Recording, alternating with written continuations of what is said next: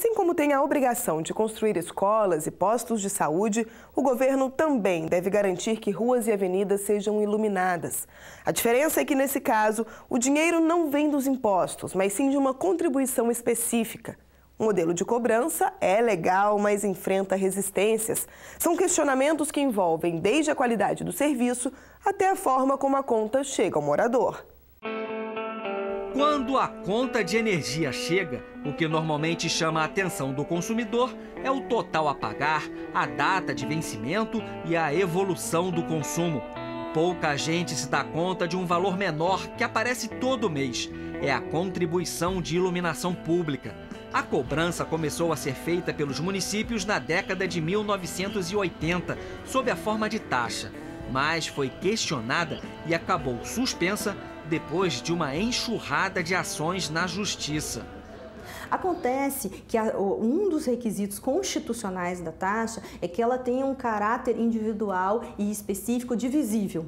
E você não consegue chegar numa taxa de iluminação pública da maneira que os municípios estavam cobrando. Então, os municípios começaram a cobrar, mas isso começou a ser discutido. E isso se tornou uma bola de neve e o Poder Judiciário começou a fazer as análises e chegou à conclusão que realmente eram inconstitucionais essas taxas. Os prefeitos reagiram, pressionaram o Congresso e, em 2002, conseguiram mudar a lei para que a cobrança voltasse a ser feita.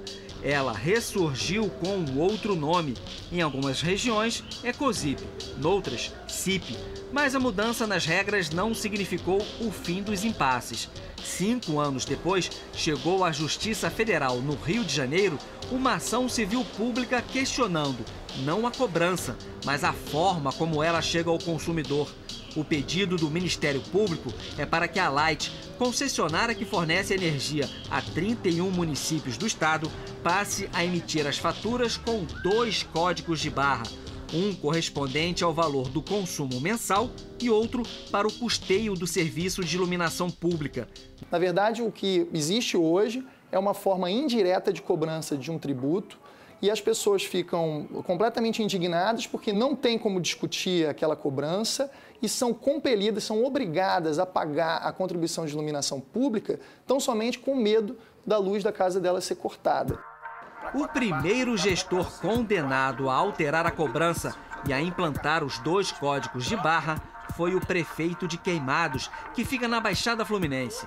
Max Lemos diz temer pelas consequências da medida. Com certeza o contribuinte não verá como obrigação pagar a taxa de iluminação pública e ele recebe o serviço. Eu não tenho dúvida de que isso vai ocorrer.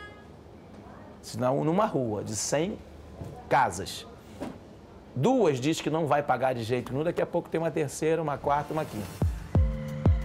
O prefeito garante que mais de 85% da população de Queimados, estimada em 160 mil habitantes, pagam menos de R$ 9,00 por mês. Por isso, segundo o gestor, seria inviável recorrer à justiça contra cada morador que ficar inadimplente.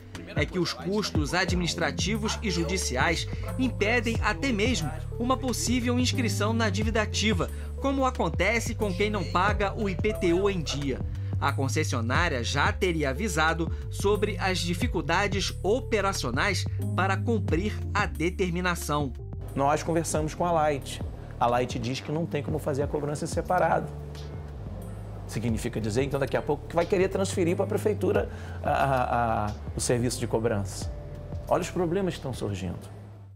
Os temores da prefeitura e da concessionária não foram suficientes para alterar a ordem judicial. Ao contrário, o Tribunal Regional Federal da 2ª Região confirmou a sentença de primeira instância.